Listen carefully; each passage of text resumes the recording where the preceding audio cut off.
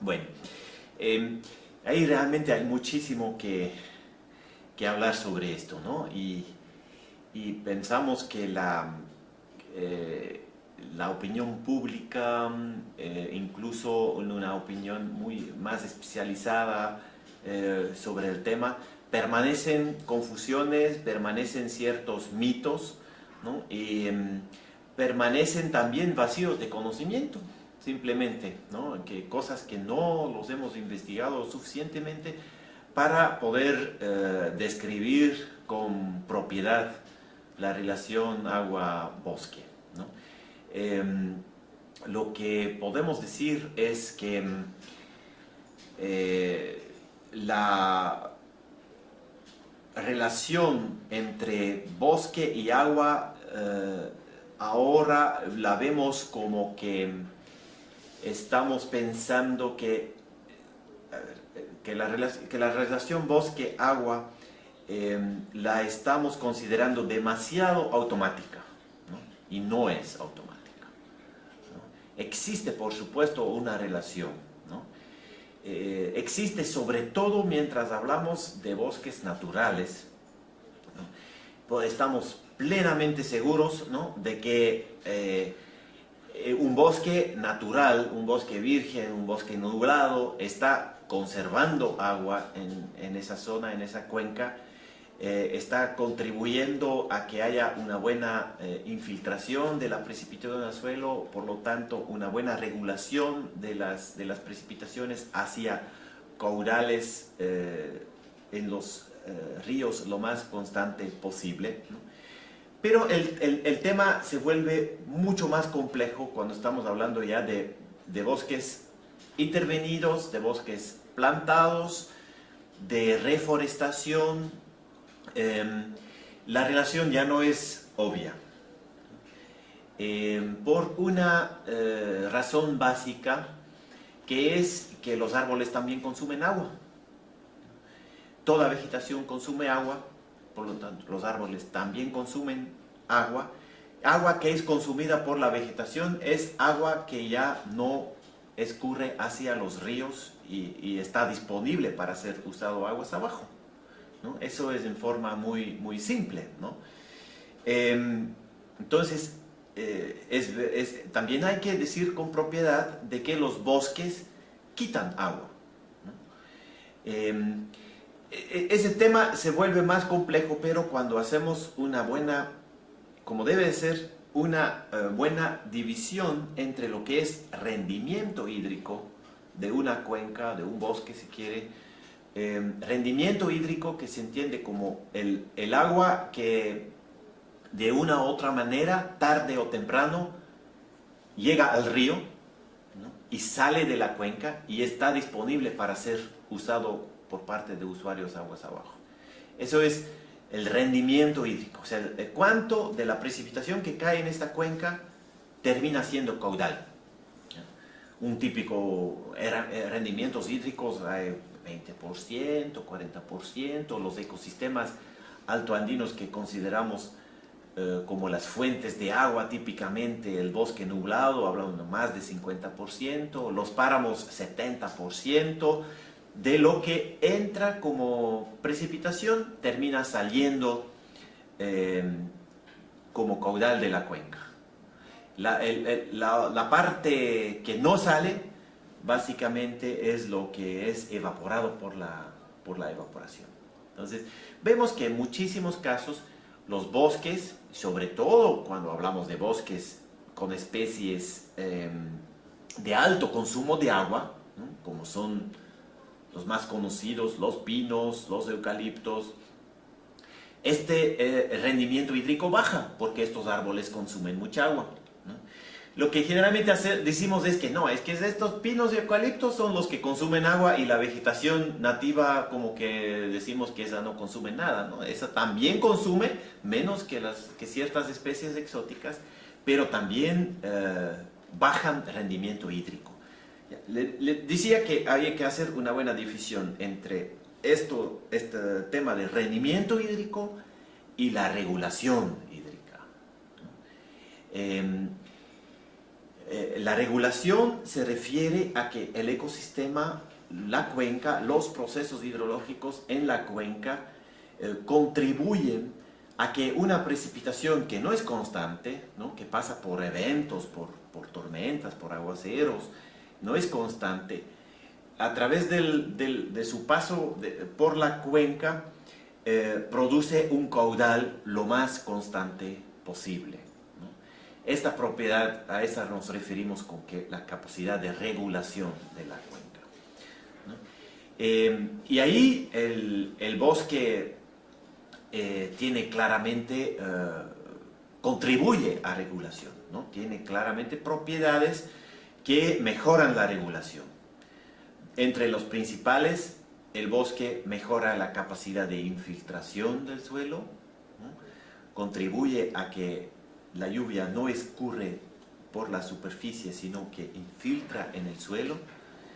El bosque también contribuye a que el suelo tenga una buena capacidad de almacenamiento de agua, ¿no? Que es otra propiedad que mejora la regulación.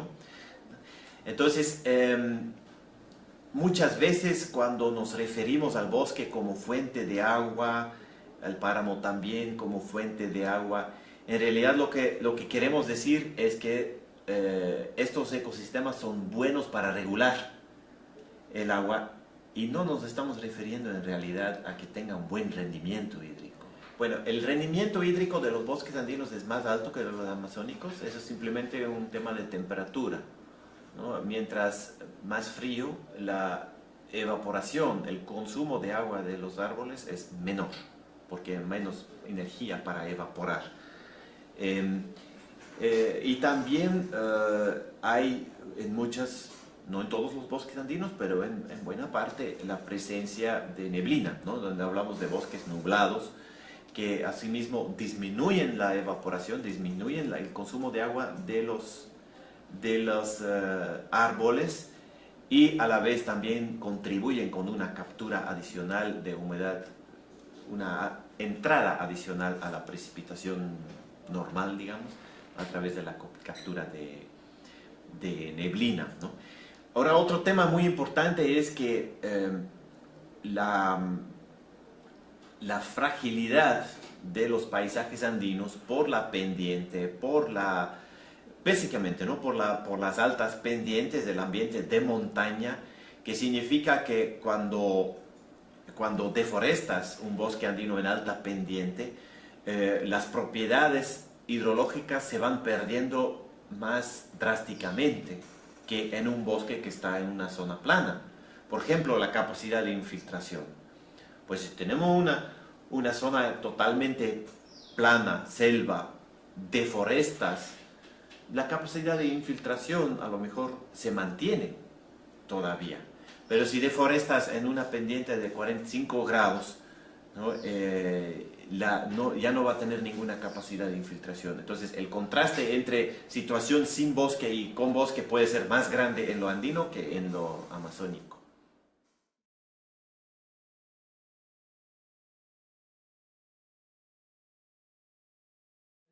Bueno, y lamentablemente hay que constatar que de bosque andino no queda tanto, ¿no? Es donde más deforestación históricamente ha habido, ¿no? Todo el piso ecológico, donde ahora tenemos en los Andes una densidad de población muy alta, hablamos entre 2.000 y 3.000 metros de altura, por ejemplo, en este rango tenemos muchísima población. Eso es un piso ecológico donde la vegetación natural del bosque andino, ¿no? Sí, que ya no existe casi en ninguna parte, ¿no? Con algunas excepciones, ¿no? Sobre todo del lado amazónico, en las laderas orientales de la cordillera de los Andes, ahí encontramos todavía bastante bosque, ¿no? Entonces, la estrategia que nos queda luego de esta deforestación de hace muchísimo tiempo, no reciente, es manejar ya ecosistemas, agroecosistemas, sistemas silvopastoriles donde incorporamos árboles al paisaje, pero ya no es un ecosistema, ya no es un bosque natural, ¿no? Sino es un poco hacer lo mejor que nos queda después de que el daño está hecho, ¿no?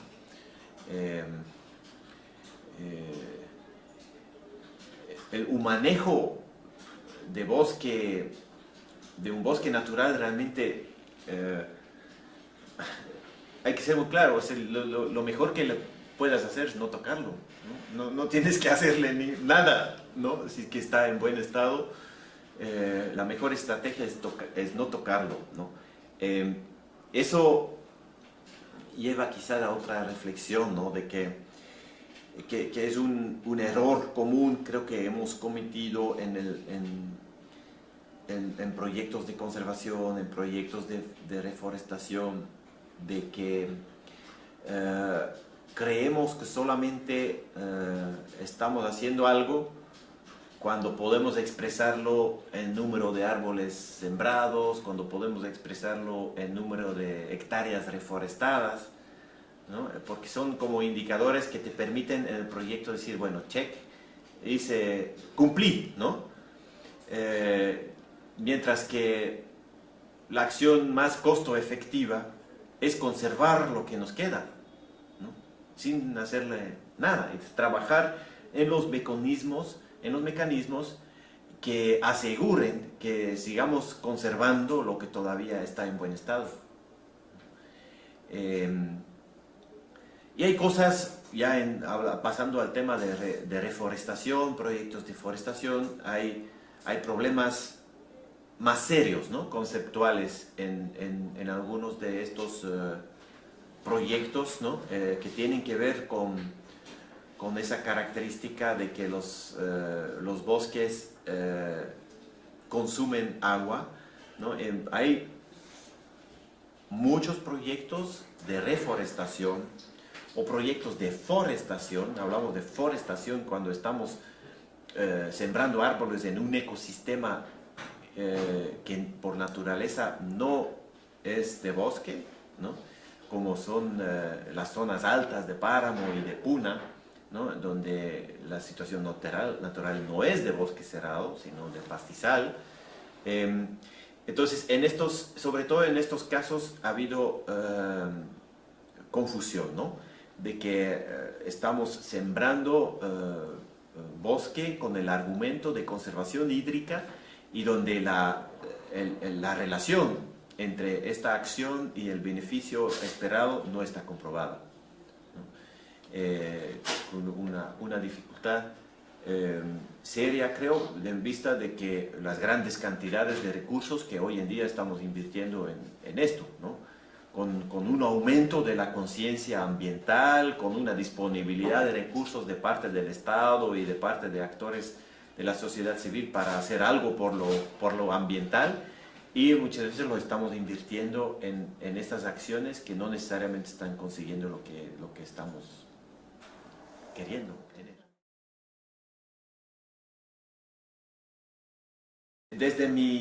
Desde mi sesgo hacia los ecosistemas no arbolados, ¿no? En el proyecto Páramo Andino, que Páramo es un ecosistema, ¿no? Donde tenemos bosques, manchas de bosque dentro del páramo, pero en una extensión muy reducida, mientras que los espacios abiertos, es parte de la definición de páramo, son de pasto, ¿no?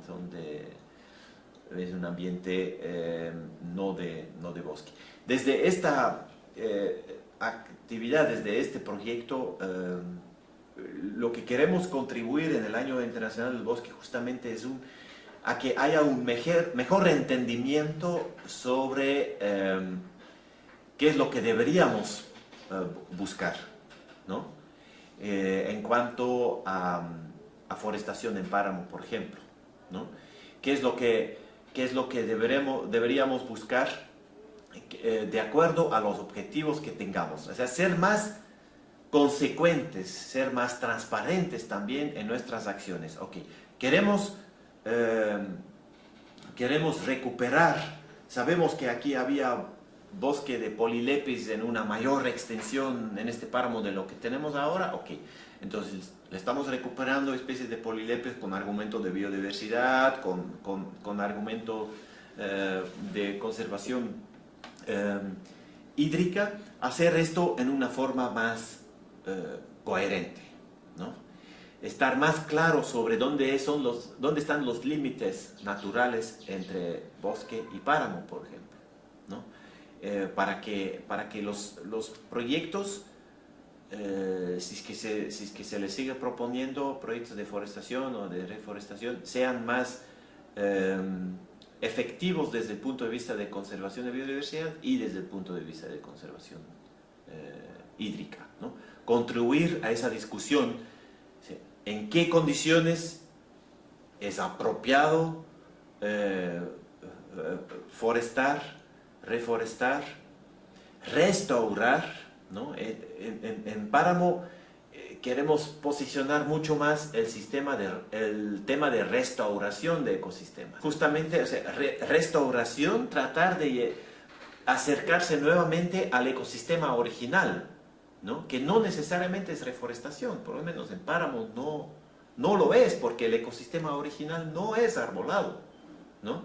Entonces, hay promocionar otras estrategias de restauración que en la cual la reforestación o forestación puede ser parte de la estrategia, ¿no?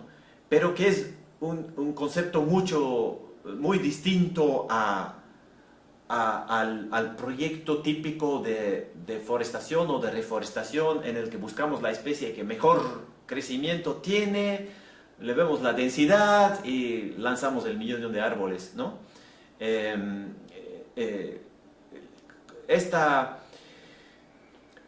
Contribuir también a que haya una mejor claridad en los objetivos, ¿no? Creo que todavía estamos mezclando mucho los objetivos y pensamos que al hacer una forestación o una reforestación estamos contribuyendo a todos los objetivos a la vez, que estamos a la vez produciendo madera, a la vez contribuyendo al rendimiento hídrico, a la vez contribuyendo a regulación hídrica, a la vez contribuyendo a mejora de la calidad de agua, a la vez contribuyendo a que haya actividades productivas alternativas como hongos en el bosque de pinos. No, pero sería lindo que pueda ser así, pero no es. O sea, hay que priorizar. Prácticamente el objetivo de producir madera y el objetivo de conservación hídrica están opuestos. Casi nunca van juntos, ¿no? Y necesitamos mayor claridad sobre esto, ¿no? Si en una zona decimos, bueno, aquí queremos hacer una actividad productiva, ¿no? Vamos a sembrar bosque para producir madera, está bien. Es una actividad como cualquier otra actividad agrícola. ¿Quieres sembrar papas para vender papas? Bueno, ¿quieres sembrar madera para vender madera?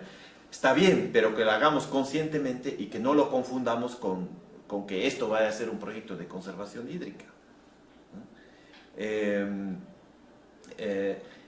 Creo que ahí hace falta mucho más claridad. También en la parte desde las políticas públicas, ¿no? Hay confusión en dónde se le ubica el tema forestal, ¿no?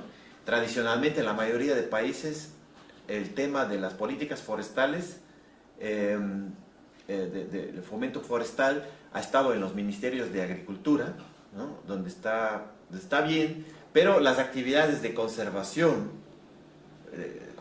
de cuencas, etc., se lo ha ubicado ahí también, ¿no?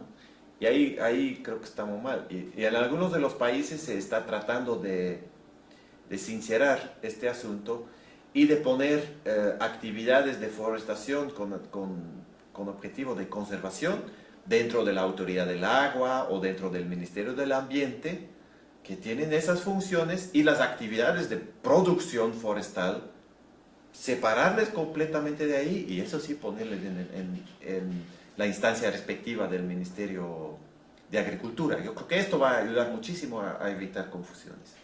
En el Ecuador, en las reformas institucionales, de tantas que se están haciendo en este momento, va por ese camino, ¿no? De que haya la dirección forestal del Ministerio de Agricultura asume la competencia sobre la actividad productiva forestal, ¿no? Y que las actividades de reforestación, forestación con fines de conservación están en el Ministerio del Ambiente, ¿no? En coordinación con la Secretaría Nacional del Agua. En Perú no estoy tan seguro, pero creo que también hay un movimiento en ese mismo sentido, ¿no? Que realmente me parece que es clave para que separemos bien las cosas, evitar esa confusión, ¿no? El proyecto de conservación hídrica no puede ser evaluado con los criterios de un proyecto de producción forestal, y eso demasiadas veces ocurre, ¿no? Se ha sembrado árboles en X zona y se lo está evaluando el porcentaje de árboles que se prendió o el porcentaje de mortalidad, se está evaluando la velocidad de crecimiento de los árboles. Esos criterios no tienen nada que ver con la efectividad de esta acción para conservación hídrica. Ya lo dije anteriormente, incluso es contrapuesto. Mientras más rápido crece el árbol, más agua está consumiendo y va en contra de la conservación hídrica. Más bien en proyectos de conservación hídrica debemos tener árboles que son de crecimiento lento, que son, desde el punto de vista forestal, son menospreciados, ¿no? Por no crecer rápidamente.